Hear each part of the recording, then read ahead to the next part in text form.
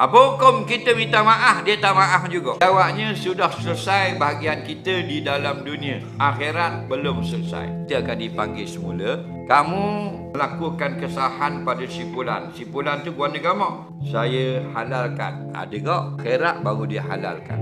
Kerana apa? Kerana dalam dunia dia tak nampak lagi. Dia akhirat dia nampak syurga, Allah tunjuk. Habis hak salah dia maaf lagi. Itu satu kisah. Kisah yang kedua, bila dia halal, dia maafkan orang, Allah maafkan dia pula. Dan yang ketiga, kes dia tak maaf. Dia kata, saya tak maaf. Kalau dia tak maaf, kita kena bayar balik. Dalam dunia guna duit, bayar. Akhirat guna pahala. Jadi katakan kena ambil 50 pahala kita. Sesuai dengan kesalahan. Kita ada 200 pahala. Bayar dia 50, ada 150. Boleh masuk syurga.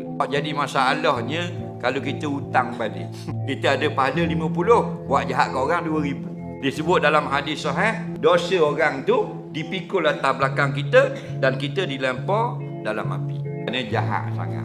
Kita kena berhenti dah buat jahat, tambah pahala pula biar banyak. Kenapa banyak lagi kita nak bayar saman di akhirat.